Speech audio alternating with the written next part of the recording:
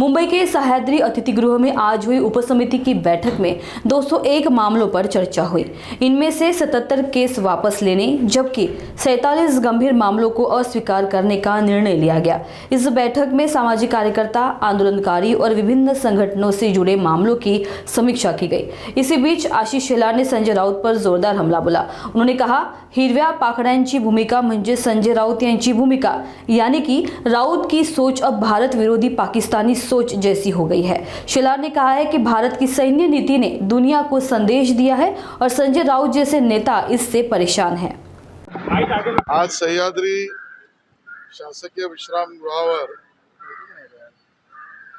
राजकीय, सामाजिक, धार्मिक स्वरूपाचे जे गुन्हे असतात त्याच्या मागे घेण्याच्या, खटला मागे घेण्याच्या संदर्भातली उपसमितीची बैठक झाली, ज्यामध्ये लॉ अँड ज्युडिशरी, गृह खातं, प्रोसिक्युशनचे अधिकारी, संबंधित सर्व जी प्रकरणं आणि अर्ज समोर होती त्या सर्व विभागातील पोलीस अधिकारी या सगळ्यांची विस्तृत 2-2.5 तासाच्या वर बैठक त्या ठिकाणी झाली।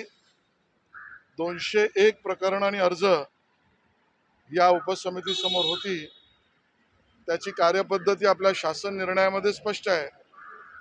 त्या शासन निर्णयाच्या कार्यपद्धतीला विचारात घेऊन वेळेच्या आधीच संबंधित क्षेत्रीय समित्या बैठका घ्याव्यात, विचार करावा, या संबंधातली माहिती संबंधित गृह खात्याच्या विभागातून सर्व पोलीस ठाण्यांना, क्षेत्रीय विभागाला कळवून आज या 201 प्रकरणं, खटले किंवा अर्ज यांचा विचार आपण केला आणि त्यापैकी राजकीय, धार्मिक, आंदोलन, सामाजिक अशा विविध वर्गात येणाऱ्या 77 खटले मागे घेण्याची शिफारस उपसमितीने आम्ही केली।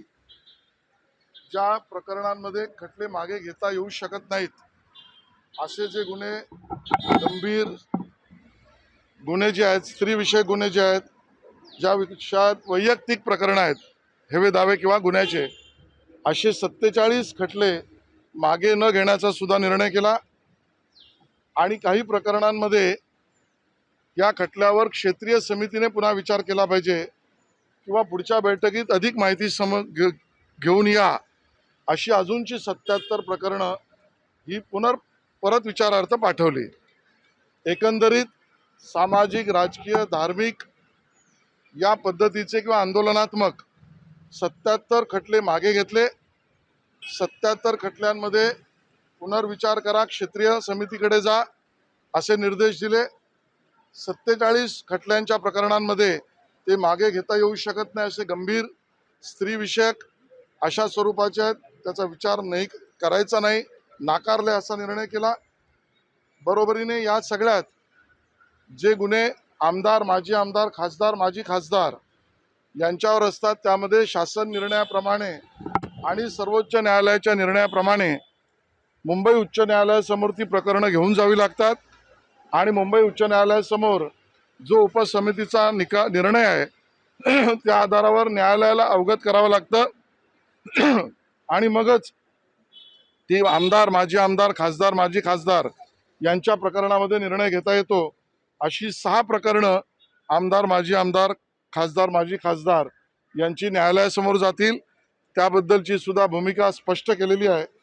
मला या ठिकाणी उल्लेख करायचा आहे की काही सामाजिक कार्यकर्ते, काही राजकीय पक्षांचे कार्यकर्ते आणि आंदोलक आणि काही विचारांचे आवाजवी असलेल्या खटल्यांमधून आपण मोठ्या प्रमाणात सुटका देण्याचा निर्णय आज या ठिकाणी घेतलेला आहे आणि मी विनंती करतो, जेवढे गणेशोत्सव मंडळ असतील, नवरात्रोत्सव मंडळ असतील, दहीकाला उत्सव मंडळ असतील, सामाजिक कार्यकर्ते असतील, कामगार वर्ग असेल, युनियन्स असतील, या सगळ्यांनीच पुन्हा एकदा ही बैठक एका महिन्याभरात आम्ही पुन्हा लावणार आहोत।